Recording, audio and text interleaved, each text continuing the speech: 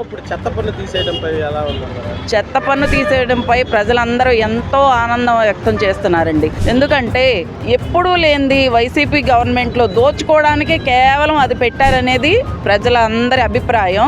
అదే నిజమండి, అదే జరిగింది. ఎందుకంటే వాలంటీర్లు అనేది వ్యవస్థని అసలు పెట్టారు. వాళ్ళని చెత్త పన్నులు వసూలు చేయడానికే పెట్టినట్టుందండి కేవలం, అంతే తప్ప అభివృద్ధి చేయడానికి పెట్టినట్టు లేదండి. ఆ చెత్త పన్ను చెత్త అభిప్రాయం అది.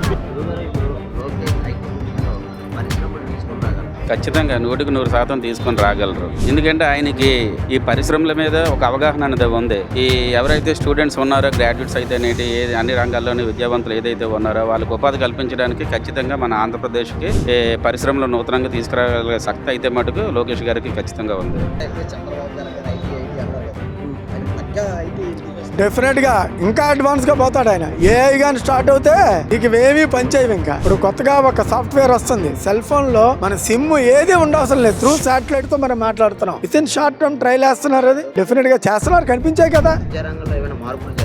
విద్యారంగంలో మార్పులు అంటే గతంలోని ప్రైమరీ స్కూల్ అని ఇదని చెప్పేసి ఏదో నాడు నేడు అని చెప్పేసి చాలా మటుకు హడావుడి చేశారు తప్ప అక్కడ యాక్చువల్లీ చెప్పాలంటే విద్యార్థులకి అన్యాయం జరిగిందని చెప్పాలి గత ప్రభుత్వంలో. ఇప్పుడు నారా లోకేష్ గారు వచ్చి దాన్ని ప్రక్షాళన మొదలు పెట్టారు. ఒక ప్రభుత్వ పాఠశాలలోని ఏ విధంగా విద్యను అభ్యసించాలి, ఉపాధ్యాయులు ఎటువంటి విధిలో ఉండాలి, తర్వాత ప్రతి ఒక్క ప్రభుత్వ పాఠశాలలో కూడా ఒక ఆదర్శంగా తీర్చిదిద్దాలని ఒక ఉన్నత లక్ష్యంతో ముందుకెళ్తున్న ఎవరంటే ఐటీ మినిస్టర్ గారు, మన విద్యాశాఖ మంత్రి మన నారా లోకేష్ గారు.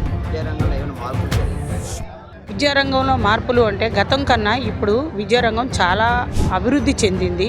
ఆయన తీసుకొచ్చినటువంటి టెక్నాలజీ కానివ్వండి, ఆయన దాకా ప్రతి ఒక్కటి కూడా పిన్ టు పిన్ అబ్జర్వ్ చేస్తున్నారు. ఎందుకంటే మేము మా పిల్లలు కాలేజీల్లో వాటిల్లో చదువుతున్నారు కాబట్టి మాకు గతం కన్నా ఇప్పుడు చాలా మెరుగైన విద్య వస్తుందన్న నమ్మకం మాకు ఏర్పడింది, వచ్చింది. విద్యారంగంలో మార్పు 100% కూడా మార్పు వచ్చిందండి. గత 5 ఏళ్ల పరిపాలనలో రాష్ట్రంలో పరిస్థితులు, వ్యాపారస్తులు కానీ అదే ఉద్యోగస్తులు కానీ అందరూ చాలా ఇబ్బందులు పడ్డారు. మనకి ఎన్నో సంవత్సరాలకు ఒకసారి గ్రహణం పట్టిద్ది అంటారు.